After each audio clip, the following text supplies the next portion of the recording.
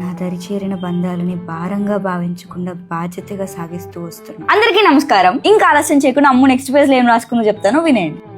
ఇన్ని సంవత్సరాల తర్వాత అస్సలు రాయాలని లేదు, రాయలేకపోతున్నా కూడా, కానీ రాసుకోవాలి. జీవితంలో జరగాలని ఊహించి నా చేతులతో రాసుకున్న రాతలన్నీ నా చేతిలో గీయబడని గీతల్లా మారినా వాటిని జ్ఞాపకాలుగా మిగుల్చుకొని గీసిన గీతలను గౌరవిస్తూ దరిచేరిన బంధాలని భారంగా భావించకుండా బాధ్యతగా సాగిస్తూ వస్తున్నా. అమ్ము ఓర్పుకి ఎంత పొగినా తక్కువే. ఇవాళ మా పక్క పోషిన ఆవిడ హాస్పిటల్ కి తోడు వస్తారా, ఒక 1 hour లో వచ్చేద్దామంటే వెళ్ళా. Fernandes hospital. డాక్టర్ రూమ్ లోకి వెళ్తుండగా ఎవరో చెయ్యి పట్టుకొని లాగారు. ఎవరా అని వెనక్కి తిరిగి చూస్తే ఎలా ఉన్నావురా అంటూ అక్క. ఎన్ని సంవత్సరాలైందిరా నిన్ను చూసి అంటూ పలకరించింది. నాకు ఎలా రియాక్ట్ అవ్వాలో తెలియక ఆ అక్క తోడుగా వచ్చాను, లోపలికి వెళ్ళి వస్తా అంటూ చెయ్యి విడిపించుకొని వెళ్ళిపోయా. వచ్చే వరకు ఉంది, నీతో మాట్లాడాలి అంది. లేదక్క తనకి తోడుగా వచ్చాను అంటే, పర్లేదులే ఆటోలోనేగా నేను వెళ్తాను, మీరు మాట్లాడి రండి అంటూ తను వెళ్ళిపోయింది. స్వామి అని నోరు జారి మరలా సార్ ఎలా ఉన్నారు అని కవర్ చేసుకొని అడుగుతుండగానే నా అరచేయి గట్టిగా పట్టుకొని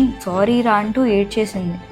ఏమైందక్క, ఎందుకు ఏడుస్తున్నావు అంటే, నన్ను ఆపకు, ఎన్నాళ్ళ నుండో ఇలా నేను సారీ అడగాలని వెయిట్ చేస్తున్నా అంది. అసలు విషయం ఏంటి, నువ్వు నన్ను సారీ అడగటం ఎందుకు అంటే, చాలా తప్పు చేశాను, ఈ విషయంలో ఫలితం ఇప్పుడు అనుభవిస్తున్నా అంటూ గట్టిగా ఏడుస్తూనే ఉంది. అందరూ మనల్నే చూస్తున్నారు, అలా ఏడవకక్క, అసలు ఏమైందో చెప్పు, అందరూ బానే ఉన్నారు కదా అంటూ అడిగా. ఆ రోజు నిన్ను పెళ్లి చేసుకుంటా అని శ్రీ చెప్పగానే మామయ్య అత్తయ్య చాలా సంతోషంగా లక్షణంగా ఉందిరా, నీకు సరైన జోడి, అంతేకాదు నా ఫేవరెట్ స్టూడెంట్ కూడా, నా తరువాత నా రెస్పాన్సిబిలిటీస్ టేక్ ఓవర్ చేయగల క్యాపబిలిటీ ఉన్న పిల్లరా. అయినా ఆడపిల్లలకి ఆమడ దూరంలో ఉండే నువ్వు ఆ అమ్మాయిని ప్రత్యేకంగా ఇంటికి పిలిచినప్పుడే అనిపించింది, కానీ నీ నోటితో చెప్పించాలనే మేమిలా పెళ్లి ప్రస్తావన తీసుకొచ్చామంటూ హత్తుకున్నారు. మేము చెప్పాం కదా నీ ఇష్టం అందరినీ మెప్పించేలాగా ఉంది అంటూ బామ్మ.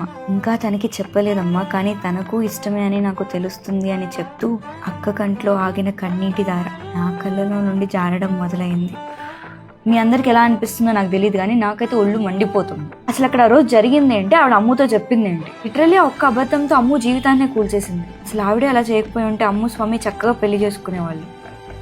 కానీ అంతా అయిపోయాక ఇప్పుడు తెలుసుకొని మాత్రం చేసేది ఏముందిలే కానీ, బట్ అక్కడ స్వామికి ఇష్టం లేకపోయినా, పోనీ వాళ్ళింట్లో ఇష్టం లేకపోయినా, పోనీ అమ్ముకి ఇష్టం లేకపోయినా చెడిపోయిందంటే ఒక అర్థం. మధ్యలో వీళ్ళకి వచ్చిన బాధ ఏంటో, అసలు ఎంత కూల్గా ఉందామని నా కోపం చల్లారట్లేదు. అసలు ఆవిడ చేసిన దానికి అమ్ముని ఎన్ని సారీలు అడిగినా తక్కువే. ఇదంతా తెలిసిన తర్వాత అమ్ముకు దండేసి దండం పెట్టచ్చు. ఇంకా ఆవిడ అమ్ముతో ఏం మాట్లాడిందో, ఇన్ని సంవత్సరాల తర్వాత అమ్ము బాధ కొంచెమైనా తగ్గిందో లేదో, ఇదంతా తెలియాలంటే నెక్స్ట్ పేజ్ చదవాల్సిందే. మరో పేజీతో మళ్ళీ కలుసుకుందాం. ఇక సెలవు.